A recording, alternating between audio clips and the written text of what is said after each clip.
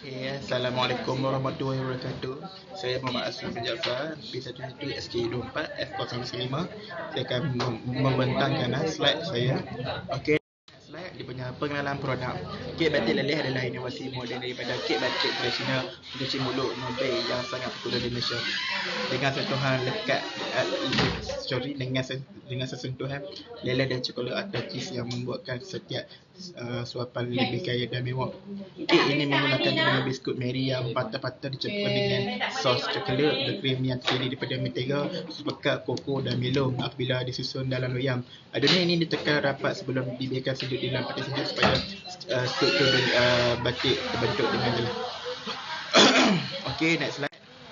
Nama produk kami ialah Kek Batik Leleh Vera Utara. Inilah hasil gambar saya. Okay, next.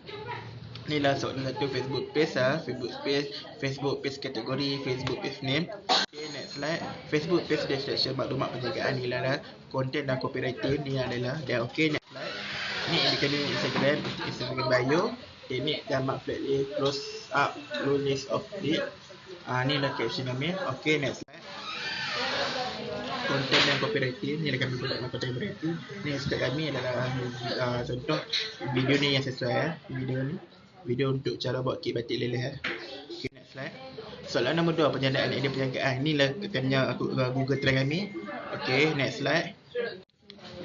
Ni memang peluang kami ya. Inilah ancaman persaingan kepada produk dessert sejak bonus soft kek berisi harga bahan terutama coklat, mentega dan telur. Perubahan selera consumer trend boleh cepat berubah dari kek batik ke dessert yang baharu. Okay, next slide. Inilah unique selling point USP. Inilah kami punya hasilnya. Okay, next slide. Ciri-ciri produk kami ialah tekstur campuran bahan atas dan biasalah renyah seperti kek batik, sedangkan bahagian dalam atau bawah lembut dan manis lemak. Rasa coklat yang berkrim dominan biasanya memiliki rasa coklat yang kuat kerana menggunakan dark coklat atau cocoa powder premium. Okay, next slide. Inilah bisnes model Canva BNC kami. Inilah hasil yang saya buat BNC. Okay, next slide. Inilah kaedah photoshoot, angle, flat lay dan angle font and back, right and left. Ni hasil yang saya dah tangkap. Okay, ni copywriting. Okay, inilah Facebook page name, Facebook page, nama Facebook page, kategori Facebook, URL Facebook page. Next, inilah Instagram, nama Instagram page, caption, teknik gambar, flat list, close up, lulus dan update. Next, inilah kami mengajak tali, berikan salam, terima kasih, terangkan produk, berikan bonus, jaminan, cara pembayaran, season of the urgency, upsell, call to action. Okay, next slide. Ini adalah hasil closely saya. Okay, next slide. Inilah gambar-gambar orang yang beli, gambar pelanggan. 6 gambar.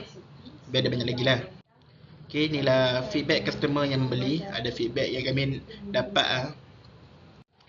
Inilah print screen close deal hasil saya. Resit transaksi dan bayaran dan penghantaran. Okay, next. Membuat slide business pitching melalui Facebook page. Inilah hasil yang live yang saya buat tadi. Business pitching done. Produk homemade dan kek batik leleh. Inilah hasil kesimpulan. Produk usahawan online saya berfokus pada penghasilan penjualan kek batik leleh iaitu pencuci mulut bila menggunakan biskut Mary, serbuk koko, sepekat mentega serta lapisan coklat yang leleh di atasnya. Next. Okey, sekian, terima kasih dari saya Muhammad Aslam bin Jaafar. Assalamualaikum warahmatullahi wabarakatuh.